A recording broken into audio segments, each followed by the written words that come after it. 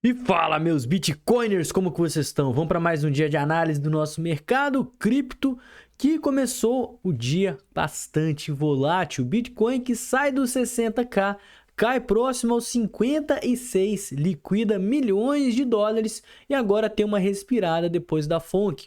No vídeo de hoje a gente vai falar mais sobre esse movimento alinhada à macroeconomia norte-americana, quais estratégias a gente pode adotar nesse exato momento e o que a gente pode esperar para esse mês de maio nas criptomoedas. Logo depois da vinheta.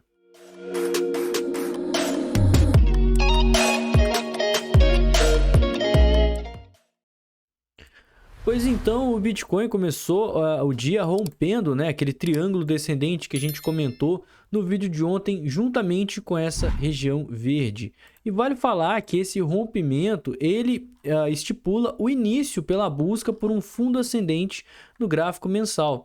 E galera, a partir de agora, qualquer coisa acima dos 25 mil dólares será um fundo ascendente aí no gráfico mensal.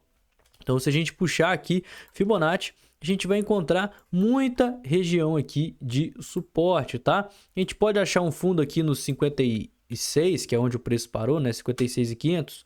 Pode. Mas, sinceramente, a gente está numa região aí sem grandes suportes, tá? O primeiro nível de Fibonacci que a gente vê é lá nos 48, a gente vê aqui a região das médias no gráfico mensal que está bastante longe, né? Historicamente, o Bitcoin ele costuma fazer aí correções voltando, pegando na região das médias. Então, quando a gente vê movimentos de alta muito grande que fica longe da região das médias, ele costuma voltar para essa região. Outra coisa que vale a pena falar, né? Quando ele começou essa subida, ele veio subindo, deu uma paradinha, veio subindo, deu uma paradinha, depois subiu e parou.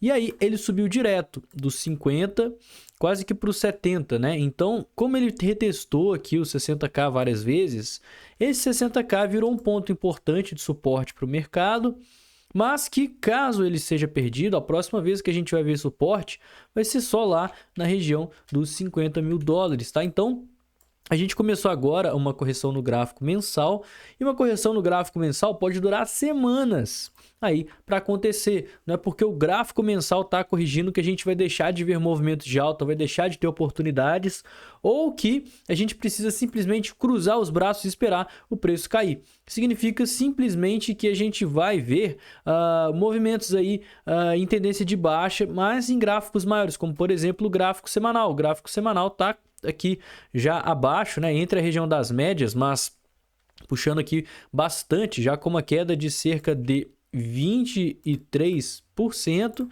e uma hora ele vai ter que fazer um topo descendente. Então o Bitcoin pode voltar ali para 63, 64, fazer um topo descendente, ir lá para os 40, né? Que é um movimento que duraria semanas para acontecer e seria justamente aí uma, duas, três velas às vezes no gráfico mensal para estar fazendo essa correção, igual ele já fez durante várias vezes ao longo da história. Então, não é porque começou a corrigir no gráfico semanal que o Bitcoin simplesmente vai desmanchar, vai do dia para a noite lá para os 48 mil dólares, ele não vai. Tanto que a gente está vendo uma forte pressão de compra nessa região, no range dos 50k, que são pessoas aí interessadas em pegar um eventual repique ou já querendo se antecipar dessa eventual correção, tá? Então, 56, 55, né, 54 até os 50k, muita ordem de compra, muito suporte. Eu acho extremamente improvável que o Bitcoin agora, nesse exato momento, ele simplesmente vá lá para os 48, 50 mil dólares, cara. Não vai, tá? A probabilidade dele fazer isso é muito pequena. Eu acho que a gente fez o rompimento, a gente fez um fundo com muitas liquidações. Olha só, aqui no sentimento do mercado a gente deixou um baita volumão nesse fundo. Testamos novamente, né, a região ali próximo aos 56.500 dólares e rejeitamos, né? Tivemos agora uma forte subida com bastante liquidação. E essa subida ela aconteceu juntamente com as falas do presidente do Banco Central, Jerome Powell, que, né, para surpresa de praticamente zero pessoas, optou por deixar a taxa de juros conforme estava. Então houve uma manutenção na taxa de juros, igual a gente já havia teorizando assim como essa caída. A gente falou que a maior probabilidade era que o preço de fato caísse, que foi o que aconteceu. Porém, pessoal, A grande questão agora é o que o Powell falou nessa reunião. E basicamente ele manteve aquele discurso que a gente já meio que estava esperando, que o mercado já estava aí esperando, né? Eu acho que muitas pessoas estavam com medo dele falar algo um pouco mais rígido, como por exemplo, não vai ter corte na taxa de juros, ou então dar um prazo além do esperado para os cortes na taxa de juros, o que não aconteceu. Ele simplesmente falou que enquanto a inflação dos Estados Unidos não se manter sob controle e eles verem de uma forma muito clara a meta, né, do Core PCE em 2% ao ano, eles não vão ter interesse de fazer corte na taxa de juros, mas que também ele não vê como uma probabilidade, pelo menos por agora, aumento na taxa de juros, né? Ele falou isso de uma forma muito clara, muito nítida. Então, a probabilidade é que a gente mantenha a taxa de juros dessa forma, do mesmo jeito que ele falou que ele não pode simplesmente cortar a taxa de juros, o que poderia fazer com que os problemas e os avanços que eles fizeram com relação à inflação voltassem, né? Então, eles voltariam aí dariam uns passos para trás nessa questão de controle da inflação. Ele também não pode simplesmente aumentar a taxa de juros porque ele entende o quão grave isso poderia ser para a economia. Então, o pessoal que inicialmente, né, vale falar que esse gráfico agora ao longo dos próximos dias ele vai mudar bastante. Assim, né, pessoas que antes achavam que no dia 18 de setembro teria um corte na taxa de juros, agora já não estão mais achando. A projeção agora é para novembro e a maior parte dos investidores acreditam nesse exato momento que até o final do ano a gente vai ter apenas um corte na taxa de juros. Vale falar, né, que em janeiro desse ano já estavam acreditando aí em 4, 5 cortes na taxa de juros. Então a gente já vê aquela mudança de sentimento que eu até acho que é um sentimento mais bearish, mais pessimista do que os fatos realmente mostram. Afinal de contas, a gente teve apenas um mês de dados ruins, né? Nos demais meses, as pessoas já estavam acreditando aí que a gente já veria corte agora na reunião do dia 12 de junho, ou seja, na reunião do mês que vem. Então, pode ser que a gente veja melhoras aí nos índices, foi só um mês fora da curva, né? E que isso possa trazer mais confiança para os investidores. Mas ainda assim, o discurso do Powell veio de acordo aí com o que o mercado já meio que esperava, certo? Bitcoin agora extremamente volátil e por conta disso eu não estou de olho aí em muitas operações nesse exato momento. Ah, Arthur, você vai comprar Bitcoin aqui nessa queda? Porque tem que comprar na queda, né? Eu comprei um pouquinho de Bitcoin aqui para ser sincero, mas como a gente está começando um movimento que pode se estender aí por várias semanas, eu não vou simplesmente dar all-in aqui no Bitcoin. Igual eu falei com vocês, eu estava com uma posição de trade que eu fui estopado aqui próximo aos 59 mil dólares. E eu já comecei a reentrar nessa posição de trade aqui perto dos 57, né? Era uma posição que a gente foi armando com uma mão bem levinha, né? A gente comentou com relação a isso. Para eventualmente pegar um repique do mercado. Então, teoricamente, o stopzinho mínimo que eu tomei e que é infinitamente menor do que a quantidade de lucros que a gente teve ao longo dessas operações em consolidação, facilmente vai ser pago, né? E eu estou entrando com essas ordens de trade justamente porque a gente está vendo o tanto de pressão compradora que tem aqui. Então tem uma ordem, né, no 57, tem uma ordem no 55, tem uma ordem no 52, justamente para ir pegando essa queda do pânico, né? Essa queda que gerou aí, cara, foram tipo assim, 25 milhões de dólares em 5 minutos, né, liquidados. Enquanto o mercado ele ainda está numa tendência muito clara de alta, né? A gente vê que ele está subindo desde 2022. Então, o que é, no final das contas, uma queda aí de 23%, perto de uma alta de tipo 370%, 400%. É simplesmente uma oportunidade. Então, eu estou fazendo duas coisas no mercado nesse exato momento. Uma de forma mais conservadora e a outra de uma forma mais agressiva, mas sem colocar muito dinheiro na mesa, tá? A primeira é comprando à medida que o preço cai, nas minhas posições de hold, posições de swing, posições aí que vão durar meses, quem sabe até anos. Aquela posição que a gente pegou esse movimento de alta e ao longo desse movimento de alta a gente foi fazendo vendas. Então eu vendi lá nos 48, né? Vendi lá no 55, vendi no 60, vendi no 69. Então a posição de 69 eu vou aproveitar e vou recomprar aqui. justamente para baixar o preço médio. Então eu vou ter mais Bitcoin do que eu tinha quando eu vendi nessa parte. E eu vou recomprando de forma gradual. Essa é a minha estratégia conservadora, de longo prazo, position. E de curto prazo, eu estou com algumas ordens aqui justamente para pegar esse movimentozinho do pânico. Quanto mais o preço cair, mais eu me posiciono nessa posição de trade para pegar um eventual repique. Porque, igual eu comecei falando aqui no vídeo, né? A gente vai começar numa correção no gráfico mensal, que é algo extremamente normal, extremamente saudável, vai gerar excelentes oportunidades, mas não significa que a gente não vai ter movimento de alta. Essa correção não vai acontecer da noite para o dia. Então a gente vai ver, às vezes aqui, ó, a gente está indo para a quinta semana de queda do Bitcoin. Cara, pode ser que ele tenha 1, 2 semanas de alta, né? Então essa posição de trade vai pegar esse repique e vai colocar aí dinheiro no meu bolso para eu ter mais caixa. E quando a gente for fazer aqui um fundo para fazer um repique, eu vou fazer isso de novo. Por que que eu não estou operando em short nesse exato momento?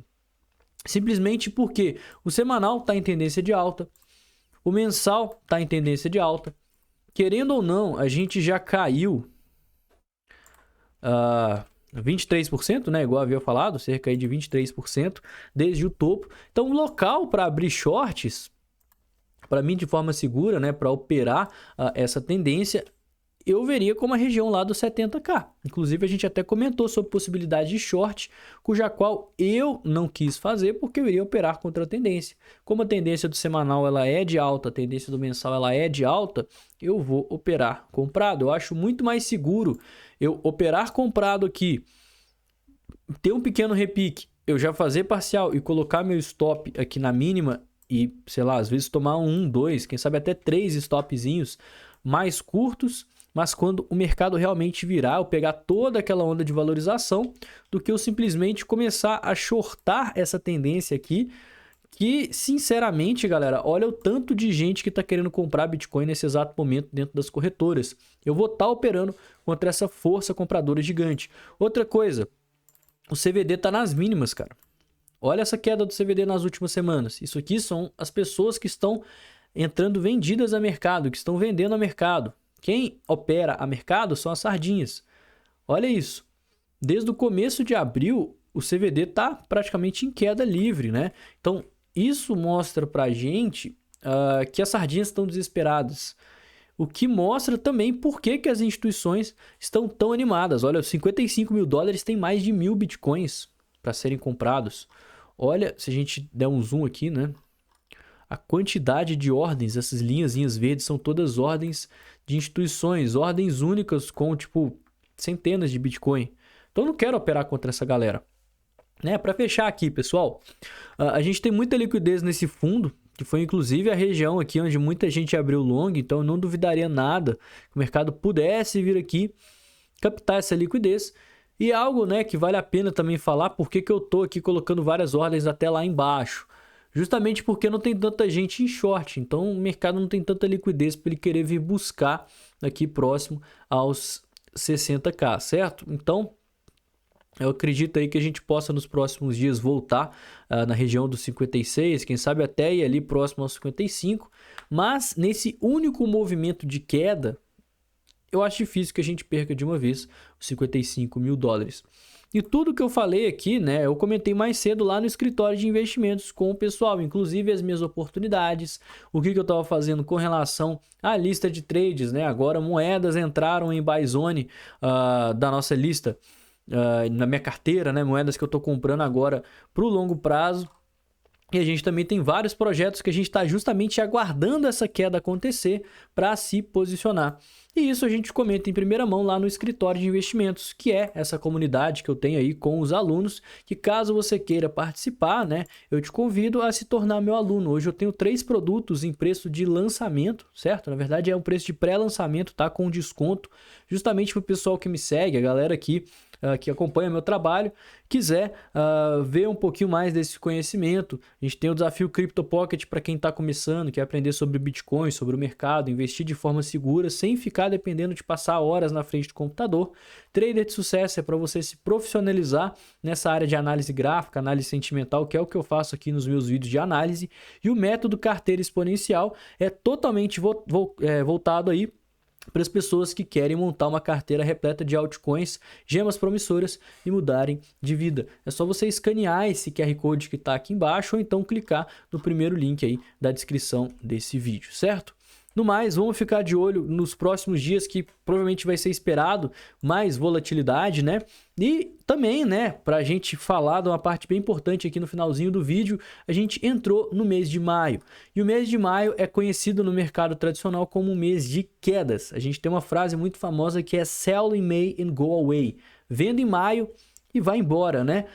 Isso vem por conta de uma crença, né, um costume que existe no mercado lá da Europa e dos Estados Unidos, que quando chega próximo ao verão, a maior parte dos investidores eles entram de férias. Então eles costumam vender suas posições em maio, justamente para ficar mais tranquilos, ficarem ali com dinheiro mais estável, mais parado, para tirar férias ali com aquela grana garantida, sem preocupar com volatilidade. Então maio costuma ser um mês de quedas no mercado tradicional, e como a gente vem bem falando aqui, o mercado tradicional está extremamente correlacionado aí com o mercado cripto, tá? Então vamos ficar de olho nisso. S&P 500 também está começando aqui um leve movimento corretivo, por mais que a gente esteja aqui numa semaninha de alta, né? Um dia de alta, na verdade, a gente pode estar começando a fazer aquele movimento de pivô que vai coincidir certinho com o mês de maio. A gente está numa região também sem suporte, tá? Nosso próximo suporte é só os 4.800 pontos aqui nos contratos futuros.